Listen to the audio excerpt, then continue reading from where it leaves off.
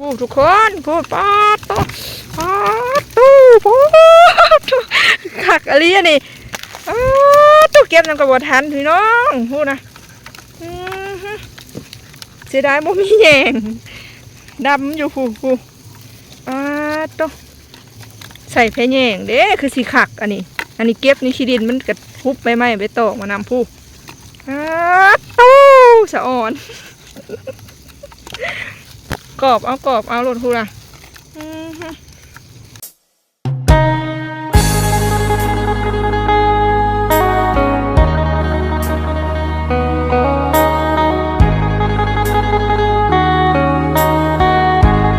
สบายดีทุกคนมื้อนี้มาการเมืองขนูนดีกว่าเด้อ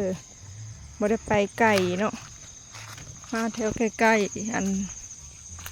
เฮือนเฮานี่แหละป่าป่าเป็นแปลนว่าสิป่าหกสะดอกป่าเป็นแปลน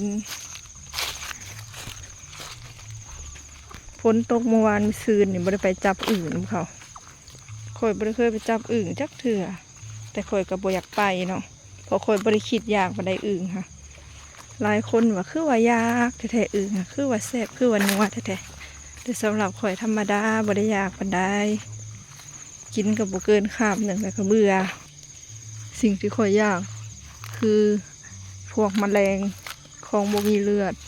แมงแคงแมงขนูนไปจังสันอยากกินได้หลายคาบนะตัวดกอะไรทุกคนแมงขนูนน้อยกำอยู่เอาแพแยงมาตุ่งเลยสั่นเอาป้าโตหุบเป็นกำบ่อยากเก็บเถละโตเลย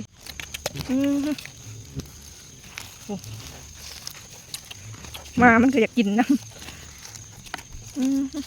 เสียเวลาเก็บได้เนี่ยนี่คือมีแยงเนาะมีแยงเลยคุบเอามาเดียวแล้วถูกคนข่อยสะอ่อนเด้นี่เบิ่งเด้นี่โอ้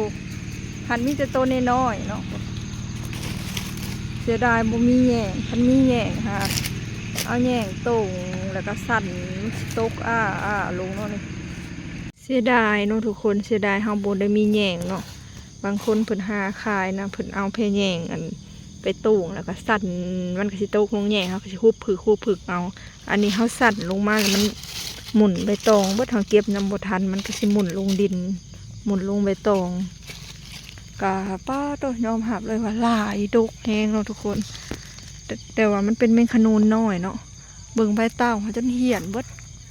มันกินฮะดิยังอยู่ได้นี่ทุกคน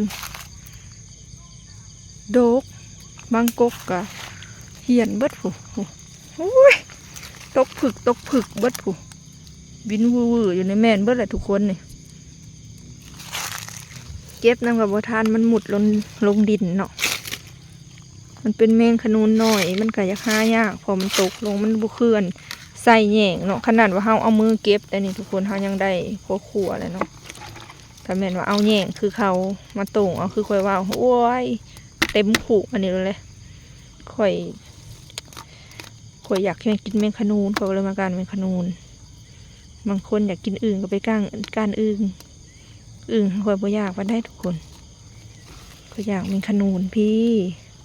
โดยเฉพาะตัวใหญ่ๆอย่างสินะแห้งคักนี่แม่ไข่เล่อยู่ท้องกับขาวนี่มีแต่ไข่สิได้มันโบลายเนาะตัวใหญ่นี่มันมีแต่ตัวน้อยส่วนลายค่ะ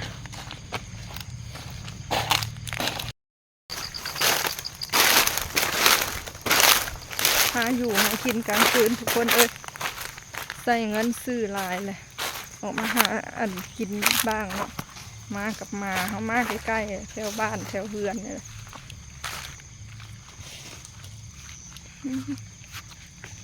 แม่ยังไต่มาไต่ตา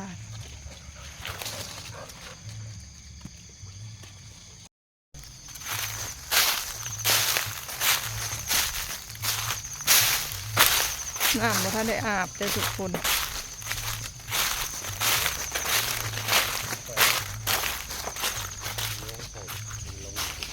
ทุกคนป้าตู้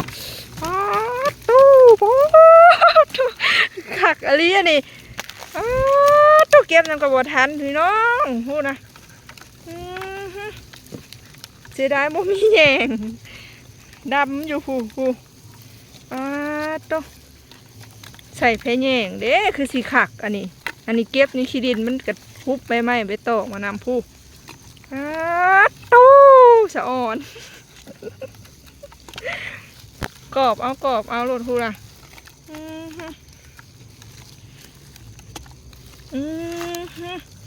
โคตรโพมแตงวลายอะไรมันขนนน้อยนี่บ่ให้เขาหาขายเขาได้แต่ว่าขายกับราคาบ่แพงหรอกทุกคนถ้วย5,000 10,000 10 บาท20 บาทบ่ฮอด3ตัว20 บาทตุ๊กอ่อนคุบเอาในขี้ดินกู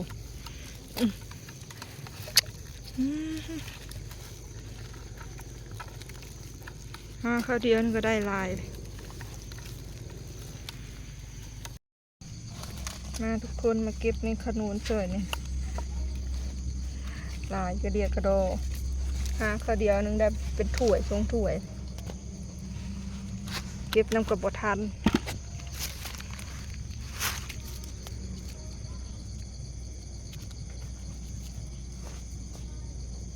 แบตกระเบิดแล้วแบตขีดแดงบริษัทแบตแบตเบิดกระทันหันเลยทุกคนเลยมีแบตถ่ายคลิปเลยได้นี่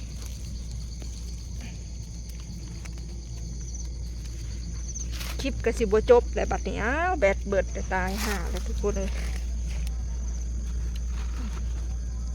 เป็นขนุนแดงได้หอดหรือบ่10 โต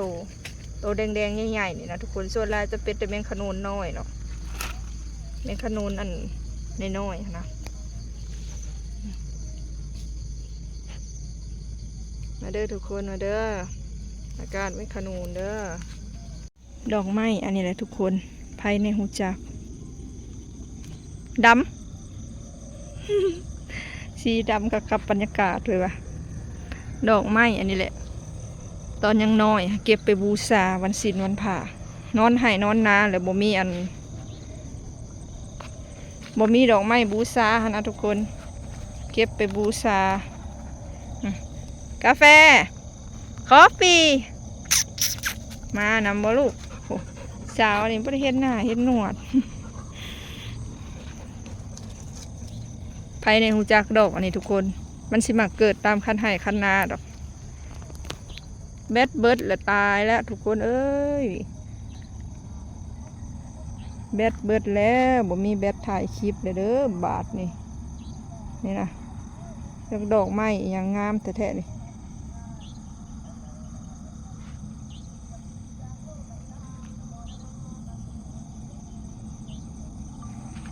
แบตเบิดแล้วแบต10% ตอนนี้นะที่ได้ปิดโทรศัพท์เลยเด้อทุกคนเด้อบาทนี้แมงขนุนก็ได้ลายเติบข้าวเดียวนึงได้ประมาณถ้วย2 ถ้วยกูบ่จักหันมันมีแต่แมงขนุนน้อยเนาะมันบ่ค่อยมีแมงขนุนใหญ่แมงขนุนน้อยอันนี้หันแมงขนุนมี3 รุ่นเลยรุ่นน้อยรุ่นกลางรุ่นใหญ่ตอนที่เฮาไปก้านตอนนั้นน่ะรุ่นกลางเขาไปไก่ตอนนั้นขี่รถไปทางบ้านโมแต่เขามาไก่อันเนี้ยมาแถวดอนป่ากุกเต้ากุกติวข้างๆเฮือนนี่มันมีแต่แมงขนุนน้อยย่ามนี่มันมีแต่แมงขนุนน้อยแมงขนุนกลางแบบที่เขาไปหางวดแรกเขาเบิดแล้วทุกคนกับแมงขนุนใหญ่สีแดงๆค่ะเลยรุ่นน้อยสุดแล้วก็รุ่นใหญ่สุดรุ่นใหญ่สุดมีบ่หลายรุ่นน้อยสุดนี่มีหลายค่ะอันรุ่นกลางทำหางวดแรกค่ะบ่ค่อยเห็นเลยได้สงสัยมันออกแต่งวดแรกแล้วมันก็ห่วงไปมันก็เบิดไปนะเหลือแต่รุ่นน้อยๆสำนี้แหละกับรุ่นใหญ่ๆแดงๆค่ะเด็กทุกคนมี3 รุ่น3 ขนาดนี่ใหญ่สุดกับน้อยสุดที่เราได้มื้อนี้นะคือเนาะแตกต่างกันขนาดเลยใส่ใหญ่สุดน้อยสุดตุกกลางเราบ่ได้เลยบ่มีเลยตุกกลางได้อยู่กัน ถ้วยหนึ่งถ้วยครึ่งนี่แต่รุ่นน้อยรุ่นกลางโมมีซ้ำรุ่นผู้ใดเป็นขนูนนี่ก็ออกเป็นงวด